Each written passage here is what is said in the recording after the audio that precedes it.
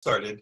So I want to introduce you to our audience and also to welcome all of you who've just logged on to watch Pizza Talk. I'm Peter Reinhardt. I'm with Sean Rendazzo, who's coming to us from Detroit. What's the official name? Detroit Pizza, or you have a couple pizzerias. What are the names? Yeah, our main company is Detroit Style Pizza Company. Detroit Style Pizza Company. And that's where a lot of you know Sean maybe from buying equipment from him, because he's also, one of the guys that really has supplied everybody around the country with the tools that they need to execute this style of pizza. But you also have some pizzerias as well, right? Yes. Yeah, we have a concept in Royal Oak called Palazzo de Pizza. We also have a partner using the brand in Lake Orion, and we have Detroit Style Pizza Co. brand pizzeria in St. Clair Shores. So, but are all the pizzerias under the banner of Detroit Style Pizza? Is that the sort of the brand name? Well, the one in St. Clair Shores, the brand name is our Detroit Style Pizza Company brand, but the other one is Palazzo de Pizza. It's a Italian spin on authentic Detroit style pizza. So we got gelato, a bunch of Italian themed pizzas, eggplant parmesan, chicken carbonara, some really good pizzas. That's cool. Well, thanks for being with us. And let me introduce also Jeff Smokovich, who's coming to us from Denver today at one of his 2 locations there. And of course, some of you also know him from his original sort of flagship Brown Dog Pizza in Telluride. And so, Jeff, thanks for joining us today. Where are you? Which location are you at? I'm at our Congress Park location now, which is just a couple miles from downtown Denver. Cool. So I'm in the kitchen now, and it's only 8:30 in Denver. So behind me, I have our Parbaking, and they're all rising right now. Well, today's episodes, and we're going to have 2 episodes with these guys today, and it's all about Detroit style pizza. Jeff is in Denver, but he's at heart still a Detroit guy, right? You're born and raised in Detroit? Oh yeah, absolutely. Yep. Yeah, I grew up right in the suburbs of Detroit in a town called Birmingham. And I was there, and I went to college there at the University of Michigan. And then a week after graduating, ended up in Colorado for a week or so. And 20 years later, still here. Did you end up in Colorado as a ski bum? Is that what drew you to Colorado? Exactly. Yeah, I came out here to ski. I grew up skiing in Michigan. Hadn't been to Colorado skiing. And loved skiing in Michigan. And then when I came out here, I was just blown away by, it takes a little bit longer than 10 seconds to get down a run. Right. Than in Michigan, they're miles long here. So I decided to stay for the whole winter, and then ski bummed it for about 4 years and had 5 different jobs at a time just to kind of survive. And one of them was in a pizzeria. Well, it's great when you're a ski bum to have some kind of a financial security blanket, and if it can be through pizza, all the better. Bring those 2 worlds together. It sounds like you found the right combo. And Sean, you stayed in Detroit. Did you guys know each other in Detroit? We didn't in Detroit. We met probably after he was getting into, I don't know, Jeff, maybe you can answer, but it was a long time ago. I remember connecting with him. I don't know if it was the Hunt brothers from Via 313 that introduced us or vice versa, but it was many years ago. And, actually Jeff, me and the Hunt brothers, we did a lot of talking before this style even really started, spreading around and everything. But I forgot, Jeff, did I meet you through Zane and Brandon, or? Probably, I think so, yeah, because it was around that same time, 10 or so years ago. And then we were doing probably in person. The first time we met was at Expo. Yeah. I think we were both competing. And I think that's the first time we met in person, but over the phone several times before that. And I would go into, when I would come back to Detroit, I went into Cloverleaf a few times. Maybe in Cloverleaf, actually, is when I met. Yeah. Were you working at Cloverleaf then, Sean? Yeah, I was with Cloverleaf for 16 years before, in 2012 is when we launched Detroit Style Pizza Company. I see. Well, that's part of what we want to hear. We want to hear this story because you 2 guys are kind of this generation's most probably visible and important brand ambassadors for Detroit style pizza. I mean, there's lots of spokes for the Detroit style story, and going way back to Buddies and all these the 1940s and the blue pans, and you're the ones who are carrying on that legacy at probably the highest level and helping other people, and inspiring other people to get into it because it's now a national phenomenon. So I want to hear a little bit from each of you. What we'll do is in this first episode, we'll spend the time talking about your journeys in pizza and what brought us to the current moment. And then in part two, in the next episode, Jeff is going to walk us through his process. You're going to actually take a pizza all the way through and show us. And Sean is going to, because you guys have slightly different techniques, or maybe some very different techniques that you each employ, since there's no only one way to do this.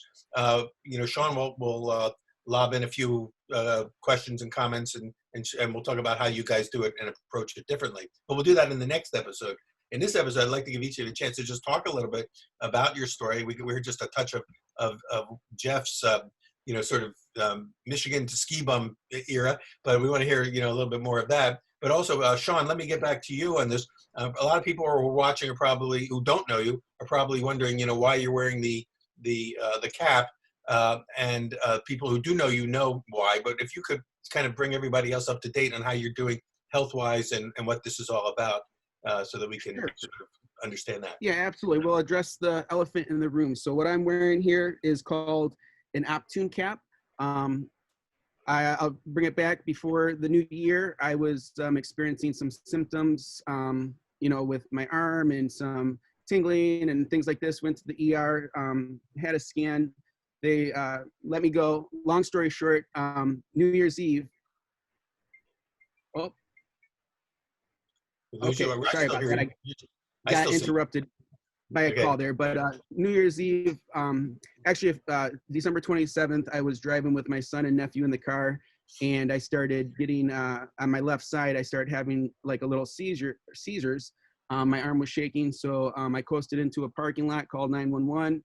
They rushed me to the hospital, and I'm leaving out a lot of details, but all I can say is there is so many variables that could have had me not here today. So I'm so grateful and blessed to be here. And as long as I'm here, I will continue to be grateful for everything. I was rushed to the hospital. They did a scan. It was 12/27. They found a tumor in my brain, about a little bigger than an almond. And so they scheduled emergency brain surgery on New Year's Eve. And I am making this quick because there's so many different things that happened. But they, were able, I had an amazing surgeon, amazing staff working with me, and they were able to remove the entire tumor with good margins, meaning the surrounding area. It took about a month and a half to get biopsy results back from U of M. And it came back stage 4 glioblastoma, which is a super, I've heard rare, but common aggressive brain cancer that is no joke, really. So I immediately, once I found that out, was on radiation chemo treatment for 3 months, took a month off, had an MRI. Actually, between that time, I had another little seizure, and that was not a big deal. But so just to bring it up to pace, about a week and a half ago, I had an MRI. And then before that, I had one 6 weeks ago, and the swelling area, there was nothing found. So that's the most positive thing, is as long as I can continue my scans with no cancer found, that's the ultimate goal here. But the swelling in the area was a concern. Last MRI, the swelling went down half the size. So we're really good shape there. All my lab results have always been very solid. I've changed not only lots of perspectives on life, I've completely changed my diet. I've lost 30 pounds since the new year. I'm in ketostatics, so I'm doing the keto diet, basically because, cancer cells feed off of sugar and carbs. And so I'm just trying to do whatever I can I have a beautiful family, 4 kids. I got to be here for them. I'm in my prime. It's not like I'm 70 looking back at, everything I've accomplished. I'm just starting. Like the next several years, it's like the time for me. So I don't plan on going nowhere. And, the cool thing about this is, just like everything, if you know me, I'm a very optimistic, very positive, not fluffy, realistic, but person. And I think that is 50% of everything when you're dealing with cancer. Is everything is your attitude, your mindset. And, I've heard countless nightmare stories with this, and then dozens and dozens of inspirational stories about this. So I wanted to definitely be on that inspirational side. I've already had a pouring of emails and even packages of people that have read our newspaper article or whatever, and about their stories about their 14-year-old and he survived and this and that, and so I'm inspiring people and they're inspiring me, and that's that's the positive I'm taking out of this. So yeah, that's what this is. This real quick is a newer technology specifically for glioblastoma. I got a bunch of bandages with little inch ceramic electrodes or whatever that are connected to this big battery pack. I gotta pretty much wear a minimum of 18 hours a day, but it shoots electronic magnetic fields through my brain that disrupt the creation of cancer cells. So you're actually very under good. continual treatment just as you carry on your activities throughout the day. Yep. Wow. What was it like? And we don't need to spend a lot of time on this, but just to kind of complete this part of your story, having to go through the initial treatments, you must have had to do what, chemo and radiation or what? Yeah. Right out the gate, I was doing chemo and radiation, and that stuff is no joke. The chemo itself, every time I'm still on a cycle of chemo every 30 days. I take it for 5 days, a large dose every day for 5 days. Then I got 3 weeks off. I'll continue that for a while. But the radiation and the chemo, I mean, geez, I had so many different side effects. I mean, my whole body at one point was broken out in hives for a week, and I was itching. I mean, and I could go on, but I don't concentrate on that. I'm here, I'm moving forward. You got through that, then you got through the most nightmarish part, and now are you actually working? Are you back at work? Oh yeah. I've been working. That's for dang sure. And it's really, really amazing because, once again, looking at the positive things is I had headaches every week for years before all this happened. And since I've had surgery, I have not had one headache except last night. And that was because of my abscess tooth. Yeah. But other than that, I mean, yeah, this year, like even my focus and everything, like it definitely was affecting me because I've accomplished and got more done focused strategically this year than I have in the last 3, and it's amazing. Well, there's nothing to bring focus any more acutely than a life-threatening situation like this. It puts everything in proper perspective, as you said. Absolutely. And so, and I know that the entire pizza community who already knows about this, has you constantly in their thoughts and prayers, and hopefully now even a larger community will, keep you in their thoughts and prayers for a full recovery. And I love the fact that your goal is to be an inspiration to others. So, thank you for doing that. Thank you, Peter. And I give a lot of credit to, those people that have, Jeff, you've been, reaching out, touching base with me, and thank you, man. I love you. I appreciate all the kind words and prayers. So, and same with, I've just had a lot of that, and I give credit to all of that, why I'm where I'm at too. So. Well, thank you. And thanks for bringing everyone else up to date on that. But let's talk a little bit now about your pizza journeys, because you have these parallel stories. You're of a similar generation, and you've gotten there in slightly different ways. You mentioned earlier that you worked for a long time at Cloverleaf, which is part of that sort of original Detroit pizza story, which is now tipped over nationally. So were you like a lifelong pizza guy? I mean, did you start out as a kid and have you always been in pizza, or did you have something else going before you got into that? Yeah, no, My phone does that all the time, and it only rings when I'm on the air. It never rings when I'm standing by doing something else. Yeah. But we're on Zoom, so so everybody understands that. So don't worry about it. Sure. Okay, so the question, I believe, was, did I start as a kid with Cloverleaf, or where was my beginning in the pizza business, basically? Yeah. So 14, my first job was at a party store called Vineyards, and not knowing, they did sell pizza there, and they actually ordered the dough from Cloverleaf. And so I was making pizzas there with Cloverleaf dough and really had no clue, and didn't know nothing about it. And then fast forward later on, it was the summer of 1995. I believe I was 18 years old. So 4 years later, and I from that period of time, I had all kinds of jobs. I worked for my uncle as a tile helper. I worked at a church, like Jeff. I had multiple jobs as a teenager. But was looking for a summer job, walked into a carry out and delivery place called Cloverleaf, which actually they opened after the bar and restaurant burnt down, and they left one of their managers there whose name was Sean Grafstein to run the place, or he actually owned it and everything. So, Sean was working. I walked in and because he had he was hiring, had a sign outside, and he basically said, can I start tomorrow? I'm like, sure. So I came in and, I started as a pizza delivery driver in 1995 at that location. It was about a year, and, Sean was very burnt out. He had a family at home, 4 kids working 7 days a week. Like we all know, how the business can be very demanding on you. I told him, hey, I can do some of this stuff, I can take care of Sundays. You take Sundays off. And, so he made me assistant manager, whatever. He started taking Sundays off. That went for another year. So I was there for 2 years. And then he started talking about selling the place. And, I'm 19 or something. And I really, I'm not thinking I'm a candidate and, anything like that. But, I casually mentioned it to my mother one day, that Sean's thinking about selling the pizzeria. And she didn't say nothing. But about 2 months later, she was a waitress at a restaurant, and she called me on one of her breaks saying, Sean, you mentioned Sean was selling the place, and she'd come home and be all stressed out and just really did not like her job. But she said, you ever think about going in business with each other? And is Sean, still talking about selling the place?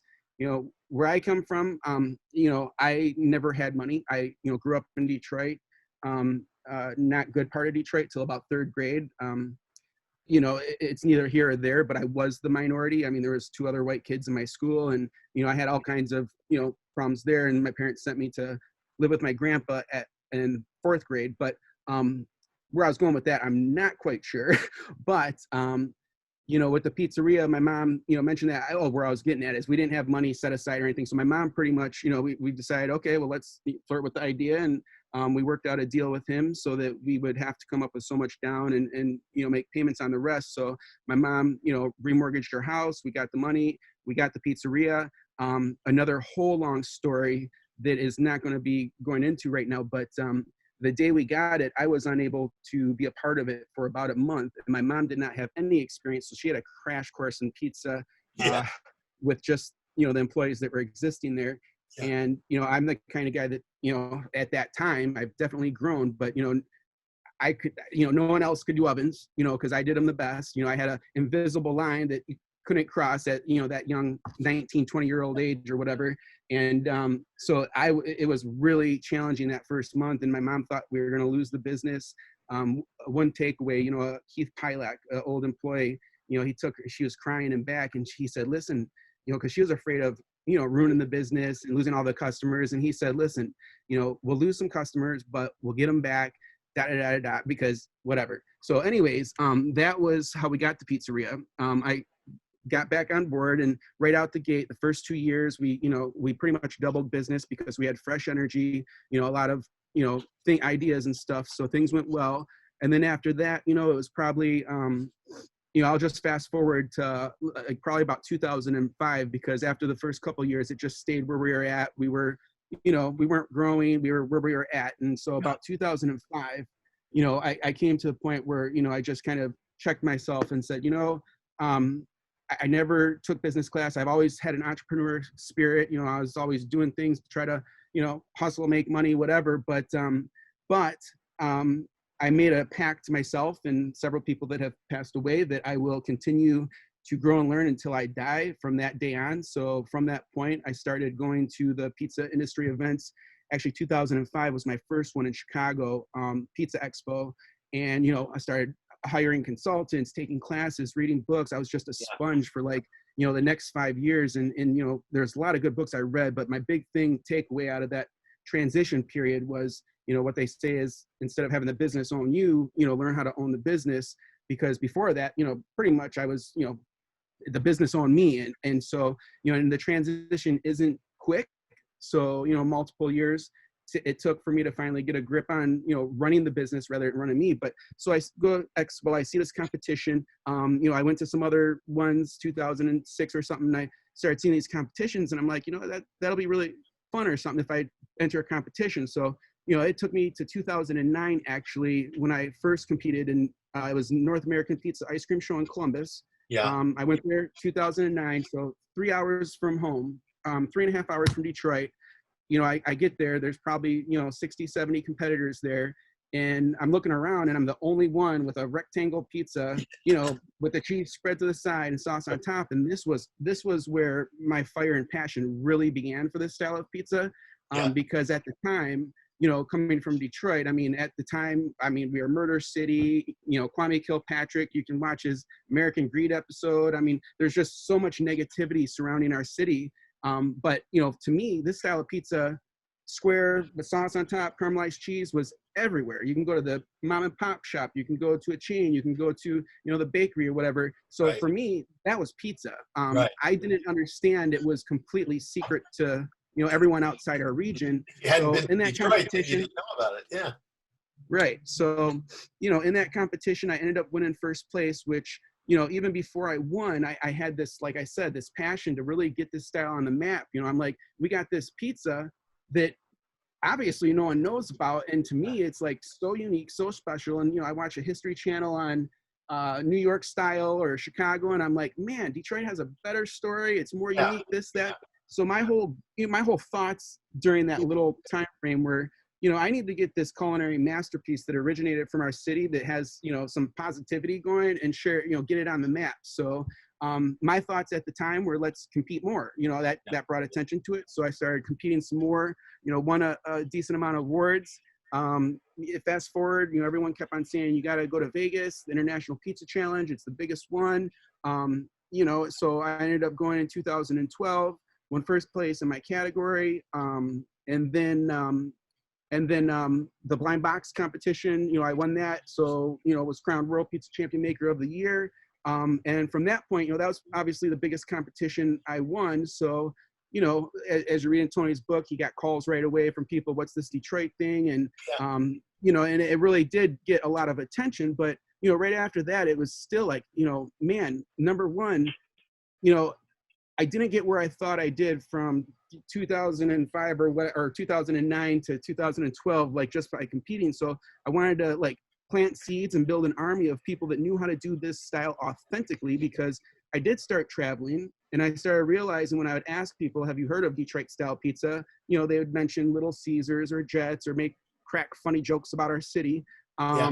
And that really, once again, just fuel to the fire. So it's like, okay, I need to teach people, in our country, was my first, thoughts, how to do this right, so that in 10 years, when I ask people, they'll know Detroit style as much as they know New York and Chicago. Right. And that was my goal, to get this style as recognized as those two styles. And this was before, Roman style and Neapolitan, all of those things really, started taking off. Like nowadays, it was really like, in my mind, the big three: Chicago, New York, and Detroit.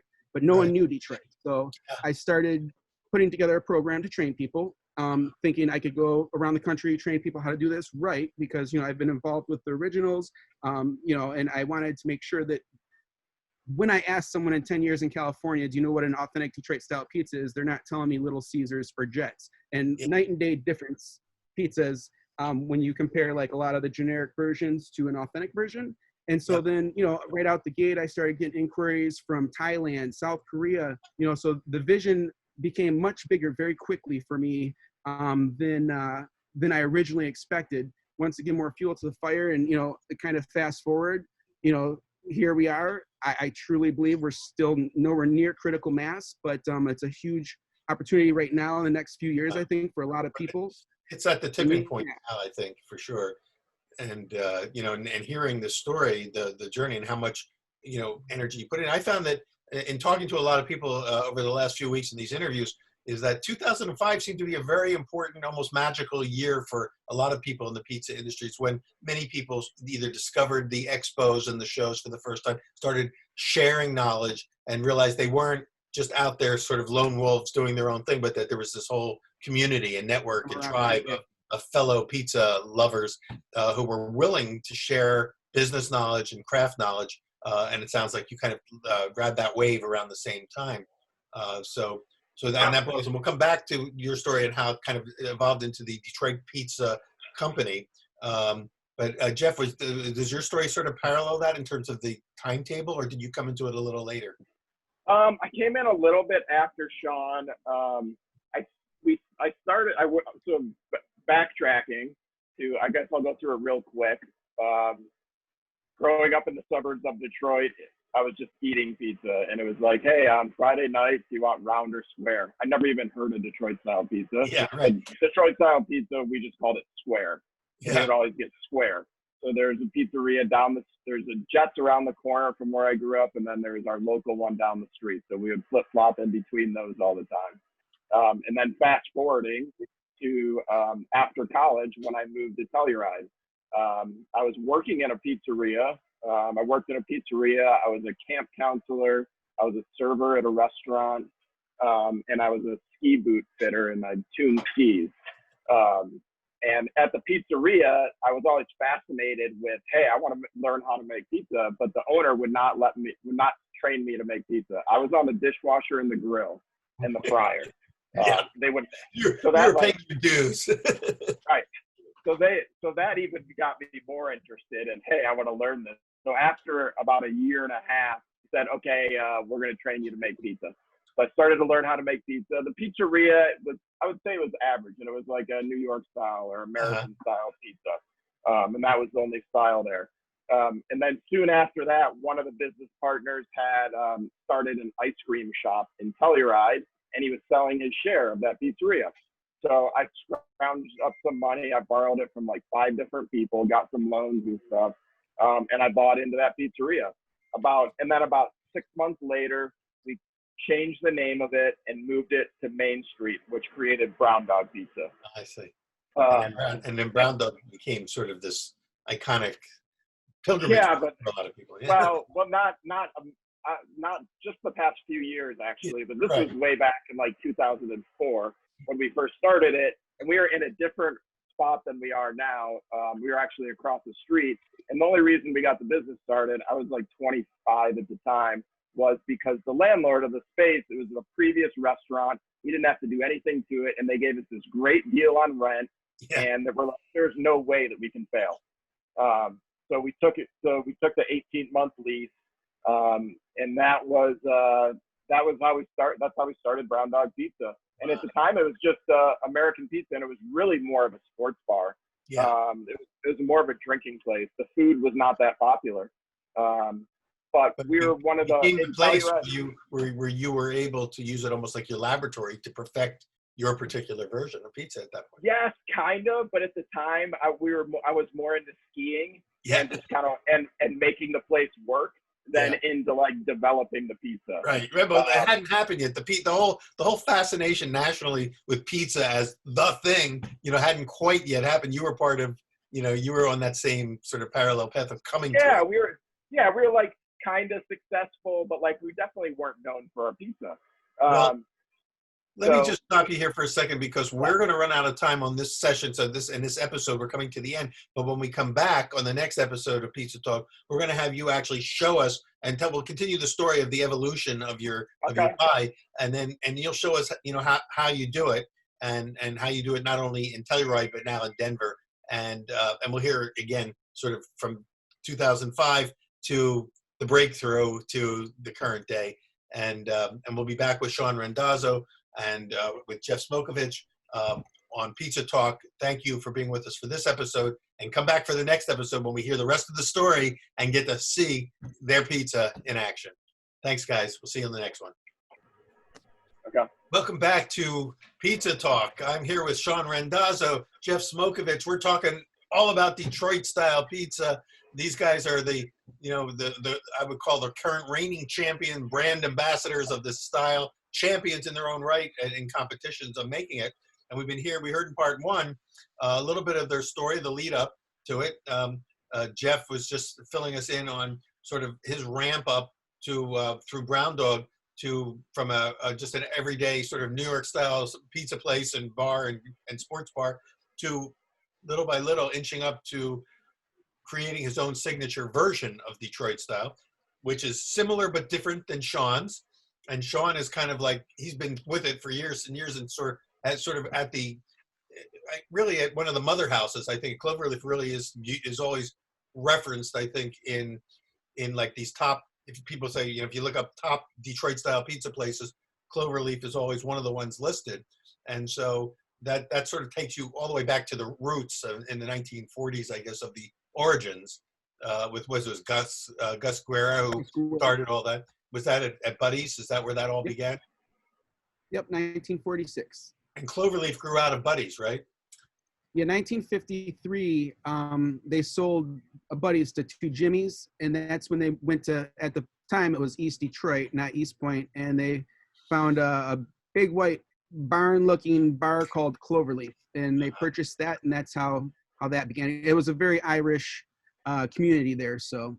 So is the style was made there and what you currently make kind of pretty much a continuation of that lineage that began way back at the beginning? Yeah, what we do is stick to the script specifically from the source, you know, starting with Gus Guerra and some of the other originals that have branched off. You know, they probably did some things a little different as well, but, you know, we really just want to stick to authenticity and tradition. And yeah, we continue to do things the same way. Don't get me wrong. I mean, like the fresh and Parbaking dough, I mean, we've played around and did some testing and everything, but ultimately, you know, we want to, you know, stick with what we do. And you mentioned this in the last episode, Sean, that a lot of people know of Detroit pizza, if they're not from Detroit, through maybe one of the first companies to branch out from Detroit, Jets. Is Jets one of those early models that then did franchise, or isn't it different from the style of the Detroit style that you do? Completely different animal. The way it's structured, the dough hydration, everything, it's just night and day a different product. Really quick input. It's kind of funny because the store that I started at, the carry out and delivery from Sean Grafstein, he actually had one of the brothers, Eugene Jet or something, I don't know, one of the Jet brothers working at that location before they went and opened Jets in Warren. So, you know, Jack and, you know, the Cloverleaf people have always, you know, and I'm neither here or there, I'm not in that conversation, but always had thought that, you know, they basically just, you know, took what they could from, you know, what they got there and opened Jets. But just a little interesting tidbit. It is. It is. I think the more that people get into it, the more they want to hear the whole history and story. And of course, a lot of it is on the internet. You can read those backstories, and especially the stories, the legendary stories about the pans, the blue pans. In fact, Jeff, one of your Denver restaurants are called Blue Pan, right? Yeah, named after the blue steel pan. Yep. Blue steel Exactly. pans. Yeah. So, you know, so since we talked a lot about it in the first episode, let's do some making this time. Jeff, if you could take us through your process, and Sean and I will just keep lobbing questions at you along the way. Sure. Yeah. I'm going to put one in the oven right now so we can kind of stage it so you guys can see the whole thing come out. So we're putting one in the oven, and that will be the final bake. We're running our ovens at they're electric ovens. So we have the top and the bottom heat. And they're about, we'd run 575 to 600 on the top and the bottom. Yeah, so this is going to bake really fast. So backing up to the start of how we do our Detroit style this is the Parbake here. So this has been rising, and you guys can see these ones behind me. These are all rising, and they're about ready to go in for the Parbake. As soon as we're done here, the guys are going to come back in and Parbake them. How long do they rise for, Jeff? It depends, you know, it's all about the temperature of the kitchen. So they came in at 7 a.m. this morning, and they probably got them in the pans by about 8. And so it's 2 to 3 hours. In the summer, it's a lot faster. Now, you know, and they're not right next to the ovens, and the ovens are on too.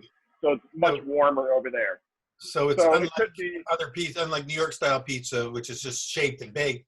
These are like raising bread dough. You've got a couple hours of fermentation. Right. And, you know, we'll do emergency ones in the middle of the day or even at night, too, when we're like, oh, we're going to run out at 7 or 8 o'clock, and we could do it in 30 minutes. Not the exact product that we're looking for, but I don't think the customer notices as much. But, you know, as the pizza maker, you notice every little thing that's wrong with it. So, yeah, so the Parbake is here. This one's ready. Hard to, that's the. So that's already baked. That's partially baked. Oh, it's going in. No, this is just still raw dough, yeah. Yeah, it looks like raw from here. Yeah, okay. Yeah, so we'll see when it comes out what it looks like after it's Parbaked. It'll probably start to brown up a little. Yeah. And I have the fat in the pan that we use to grease it up is vegetable shortening for the Parbake. So for our Parbake, you know, everyone does everything different, and they come out with a Detroit style pizza. I'm just going to keep throwing questions at you as they come up, because I'm trying to think of the questions that the viewers might have. Do you use vegetable shortening as your shortening because it gives it holds on to the pan better than say liquid oil? Yeah, exactly. Yeah, it Okay. grabs the dough, so we don't have a lot of that snap back. It's Could you very use butter as sticky. well? No, just the vegetable shortening. Okay. And then this is another thing that we do. I'm doing the aged white cheddar around the edge right now. And this also helps us. One, it gives this caramelized cheese that everyone flips out about. And this is the most popular part of the Detroit signature item, Toppings, in my opinion. Yeah. So this helps the dough stay to the edge for us. And we don't get that separation when the dough bakes in the oven. So it kind of creates like almost this like glue. So now it's ready to go in the oven. Okay, so we're that goes on parbaking before the parbake. Okay. Yeah, so now we're parbaking we're parbaking in the morning at 450 degrees. It's going to be like at 450. Yeah, parbake's a lower temp. However, if we're doing that emergency parbake, the ovens are already cranked up, so we can parbake at 600 if we need to. I think Sean has a question for you. Yeah. So I'm just curious, and this is a question I don't think I've ever asked you, but I've always wondered, like, what led you to go Parbake, and did you ever try fresh? And also with the cheese blend, I know that white cheddar started getting used early in this, and I don't know exactly where that came from, but any input on that I think would be awesome, because originally I don't know any originals that use white cheddar, and my thoughts, and I could be wrong, but my thoughts were it's very hard to find, or was out west, and if you found it, it was $8 a pound. So white cheddar has similar specs, kind of. It melts really good. It doesn't like mozzarella, it turns black. It's got a nice color. But what, if you could just share that, like, what led you to, and did you start that right out the gate, or did something kind of lead you in that direction? Yeah, so it was all trial and error. And I grew up in Detroit on the fresh baked dough right out of the oven.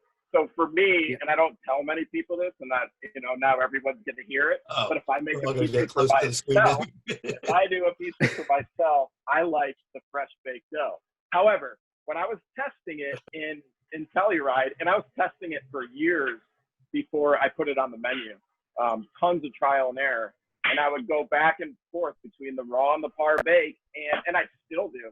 And I just did another test last month with some friends that came over and have a pizza oven at my house.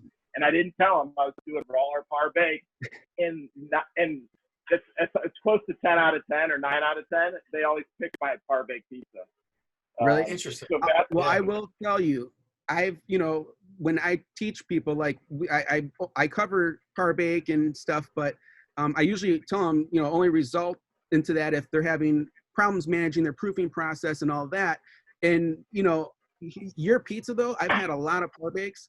For me, like, we even tested 2 weeks, 3 stores wide when we had 3 locations, because we were having, issues with the people on board, because, managing the hundreds of, pounds of dough is very difficult when you got all those pans and humidity and different temperatures every day. So, we thought we'd give it a shot. And, there's a lot of cool tips that have evolved over the years with Parbaking. I forgot his name, but he, one guy I met, he covers it and holds the moisture in, because the biggest problem I have seen with Parbakes, and we've done it for events where they're going to eat it right away because it's awesome. And yours, you have a very good Parbake pizza from every ones I've tried. But the integrity, what I've noticed is, it loses a lot of moisture. So the fresh dough, when we use and people order carry out and delivery, and they reheat it the next day, it's like same as it was the day before. Like with the Parbake, what I noticed, it like dries out completely, gets harder. Do you, I didn't see that in your pizza so much, but is that an issue at all? Yes, and especially in Denver too, where we're at, a mile high, the elevation here, and then in Telluride we're even higher at almost 8,500 feet. So yeah, we need to be very protective of our dough and the Parbake. So as soon as it comes out of the oven, it gets the lid right on it.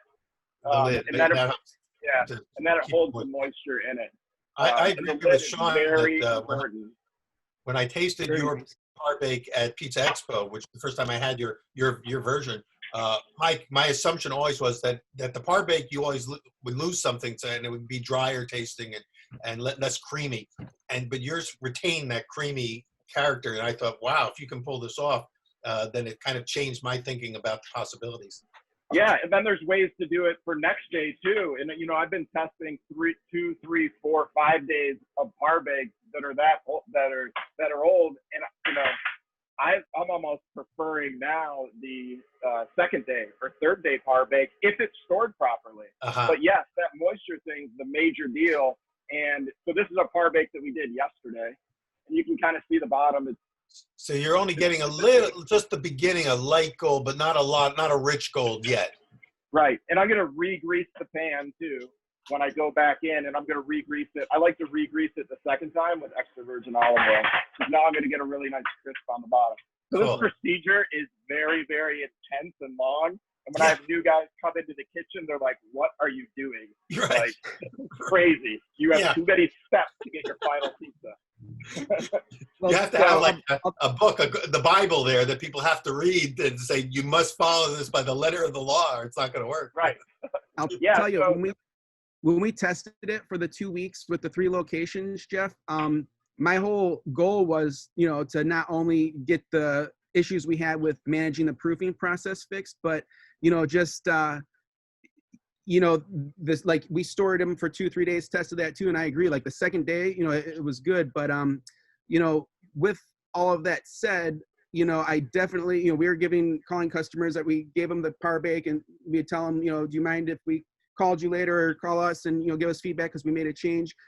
We pulled the plug on it because I thought it was going to save us a lot of money and labor as well. But like, to touch on your point, man, it ended up being more labor, and we were even having people come in after, you know, we were closed to do 3 stores worth of Parbakes. And, you know, the Parbakes are awesome for our big events and everything, because, you know, it sets the dough perfect and, you know, you're ready to go, and they're eating it right away. So. Right. Yeah. Yeah. So, and then back to the cheese thing too, the aged white cheddar. And I don't, and I'm pretty sure it's not a Detroit thing. And I know it's not a Detroit thing around the pizzerias that I grew up in. But we were trying to take the caramelized cheese to a different level. And I got this idea from Via 313. They started doing it right away. So I was like, so I tested it out, and it's more flavor for the caramelized cheese. So we use 3 cheeses for the caramelized cheese and on the pizza, but specifically around the edge is the aged white cheddar, then the brick, and the mozzarella. Interesting. So we'll talk about those cheeses in a second. But Sean, going back to you, is the traditional version 100% brick cheese, or is it a blend of brick cheese, Wisconsin brick, with something else? Well, it depends which original you're talking about.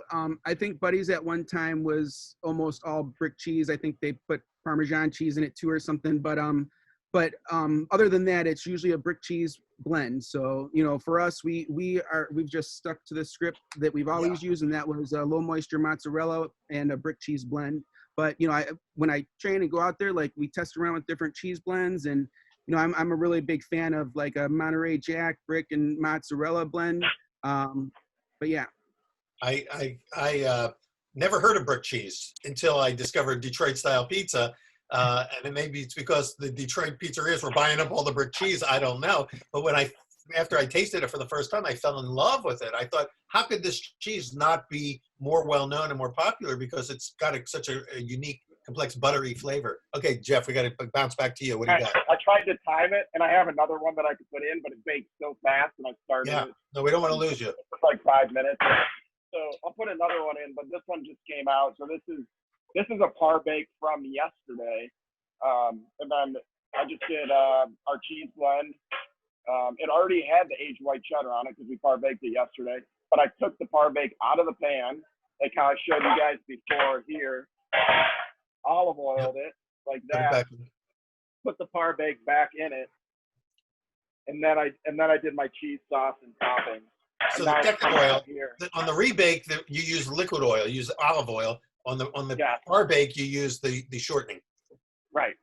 Yeah, Which, you know, when we have like 100 tickets on the line, I don't know if that always happens. Yeah. They pop the Parbake out. Best case scenario. Yeah. So then, you know. When you finished that pizza, the one that came out, you had your cheese on it. Did you put that sauce on before or after the bake? I did it before. And I like to do it before, and we have it. The sauce is already warm on the pizza line, but the Parbake already has that structural integrity. So putting more, and we put probably heavy sauce on it compared to other pizzerias, but because of the Parbake, it doesn't deflate the pizza at all. So we're able to put it on. We can put our 10 ounces of cheese, which we do on this 10 by 14, and then it's about 5 ounces of pizza sauce is on here, which is quite a bit of, and our pizza sauce is pretty thick too. Yeah. And then toppings. Yeah, so, you know, but everyone's doing it different, and then we all come out with like a pizza looking similar to this. And do you sell it by the pie or by the by the square? No, we just do full pies. We used to do slices in that pre-pandemic, and now we're just doing Whole pies. full pies. Yeah, yeah. So that one And coming now up. I'm working on. Now this is the final part. It's chiseling it out of the pan here. Yeah, Can you hold it up to the Yeah. camera when you pop it, Sure. Yeah, let's see if I can get it. or hold the down. camera down to the pan? Yeah. there you Yeah. go. You know, we've gone through a lot of different ways to get it out of the pan. I personally like this. This is like a putty knife, and this is what Yeah. we've been using for like the past That's years. what, So, that's what I use at home too. It works good. I don't know.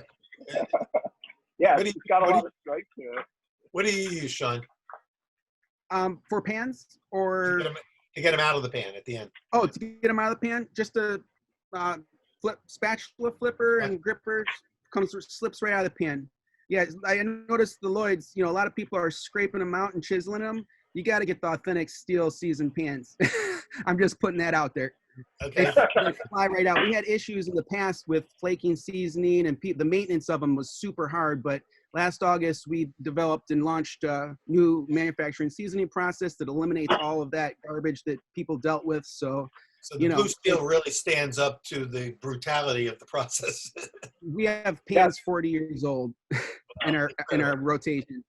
You probably have some of Buddy's original pans that he walked out of the factory with. Some from Cloverleaf for sure. That I know that. All right, so here it comes out of the pan. Yeah, And- right. So as Nice. soon as I was able to get that chisel the cheese around it, you can see Yeah. how oiled it is still in Yep. the pan. It pops right out. We're not getting any sticking in this area. It's more around the caramelized cheese, and Sure. you know, I haven't figured out exactly. And it sometimes it does, and sometimes it doesn't. That one came out pretty easily. I didn't have to chisel it that much. Yeah. And I'm pretty. I don't know. I think it may be from the HY cheddar. But obviously, the first thing a pizza maker always does is you look at the bottom of it. Yeah, Check out the bottom to make the sure under it's crust. safe. Yeah, We got yeah. nice crust on the bottom of it, And- nice and and golden that's- brown. To me, one of the distinguishing Good. characteristics of this style of pizza is that sort of, I call it a toffee-like shatter that you get, like hot buttered toast when you bite into that piece of pizza, and the undercrust just is like the star almost. Yeah, and so this is the Parbake that I put in like 5 or 6 or 7 or 8 minutes ago, and this one's ready.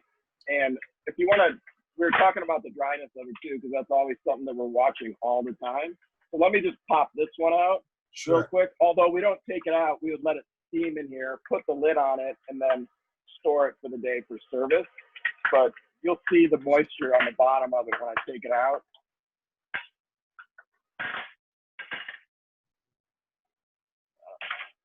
I wish you could feel it because it's really hot right now. Yeah. but You you can really, see on the bottom of the pan. I don't know if you can see on the bottom of the pan here, but you can see that there's still the shortening and the oil on it. yeah, It's basically steaming in that, and then we put that metal lid on it too. And everyone's doing their Parbake. A lot of people do it differently. The one guy that Sean was talking about, he Parbakes with a lid on top of it. Keeps the lid on and Parbake, so it's really steaming in there. But I find we get enough moisture in here with that, and then putting the lid right on it. well, I think it's cool that there's so many different ways people are feeling their way into the process, but also that you don't, in your Parbake, you really don't need to take it to a super brown caramel point because you're going to get that on the rebake, it looks like. Right, exactly. Yeah. So this is like our Parbake, I would say, is probably like, it's like 70%, 60 to 70% baked here. But yeah, it's still really white, and it's definitely not brown at all on the bottom. But And it's you get set. that from, right. We have that strength too, but right now it's really soft in here. But Yeah. over the course of the day, and when it settles for a little bit, it's gonna, even if I made this right now, I would still be able to put the sauce on top. However, this one that I just made is going to hold up a lot better than the fresh one. Yeah, so like I said, we've been testing how long can we get our Parbaking to last and how can we store them properly to do that. And we taking them out of the pan, wrapping them in plastic is a really long process.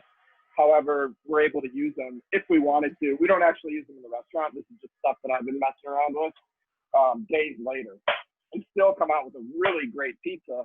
And like I said, in my opinion, sometimes it's better than the one that's that day. So we'll try to get as close to this as we can. Yeah, So cheers. yeah, so you got a nice cell structure, a big open cell structure in there, and a cool caramelization on the bottom, a little frico cheese crust around the edge from the cheddar, specifically the cheddar. Are you allowed to say what your 3-cheese blend is? What are the cheeses you use in the topping? Oh yeah, sure. Yeah, I mean we're using the aged white cheddar, and then we do brick and mozzarella. But the aged white cheddar is only around the edge on the Parbaking here, and then in the middle we're doing a 70% mozzarella, 60 to 70% whole milk mozzarella that we shred here, and then we shred the brick too, which is another 30 or 40% brick. So you use the shred, and do you also, Sean, in yours? And by the way, we're going to come back in a future episode with Sean walking us through his process as well, so we can see the differences. But we won't have time today for that. But Sean, when you put your topping cheeses on, do you use shredded or do you use cubes, or what's your method for the tops? Definitely use shred and a thicker shred. We've used cube just here and there. And what I like about using a thicker shred is, one, it doesn't lose its moisture when it's baking. If it's a really thin shred, you're going to, have a lot of brown and it's not going to be stretchy. So the thicker the shred, the better. And not only that, one of the cool things about this style of pizza is the caramelized crown around the edge. And in order to get like a real, jagged edge or something, if you use cube cheese, it just, it's more straight. If you've got thick shredded cheese, you get a nice jagged crown there. Like Jeff got on his, yeah. Yep. We're always like, I think one important thing too that the new Detroit style pizza makers are trying to figure out, and the main question I always get is, what's your guys' dough weight? Because like you could create a pizza that looks like this with like, if you don't make it properly, with like double or 50% more dough, but we don't want a doughy, thick, heavy pizza. We're always trying, how can we get a lower dough weight, but still keep the same sidewall and the same structure that we have here, so they bite into it, it's like, oh my God, this tastes like it's very airy and it's very soft. You said that's only 10 ounces of dough in that pan, right? No, 10 ounces of cheese. Cheese. How much dough? Yeah, so this is a 10 by 14, so 140 square inches of pizza, and it's 17 and a half ounces of dough. Okay. So, I was going to say about the crown, Jeff, you've seen he did that cheese around the edge. Like some people, they don't know that, and they just Parbake the thing and it separates from the pan, and then you got this sloppy, edge falling all over. So, that's good tip there. So here's what it looks like. Backing up again, I'm all over the place. Sorry, but I wanted to show you guys this too, because this is before it's going in the oven. So you can see that we have our sauce on it in the 2 strips, which is an authentic Detroit way to do it. However, like some pizzas, if we have more toppings on it, we'll put the sauce under the cheese. And then we use this one just happens to have the cup and char pepperoni and the Italian sausage, which we use at raw and pinch it on top. That looks awesome. And then this is oven, and this is almost at 600 degrees, and it's fast. So our final bake is like 7-8 minutes. So that's good. And that's another reason, I guess, that Parbaking is useful in terms of throughput. When you have a busy day, you can't have someone waiting 20 minutes necessarily, or else the lines are going to go out around the block and down the ski slopes. Well, we're going to run out of time here on this episode, so I just want to let everybody know that we're going to come back in the future. We're going to get Sean and Jeff back and have Sean walk us through his, and let Jeff fire questions at him while he's doing his version. But Jeff, thank you so much for taking us through all that. Yeah. I'm wishing I could just reach through the screen and grab a slice, because it's looking really, really good. Yeah, I'm going to eat some right now for breakfast. Good. Well, you're welcome to take a bite on air if you'd like to take a bite. I'm sure everybody would love to vicariously taste with you. Yeah. I'm gonna enjoy this, Jeff. I'm only doing 50 carbs or less a day and 10 yeah. sugars, You're 10 doing grams of sugar or less. So this is That's gonna be right. good. And I would You're usually keto. go here, in the middle. I'm vegetarian now, just in the past year, so I'm gonna go around this edge. Okay. And I don't mind getting the flavor of the pepperoni. Actually, I'm really gonna enjoy it, but I really haven't. The thing I miss most about being vegetarian is pepperoni, out of all meat.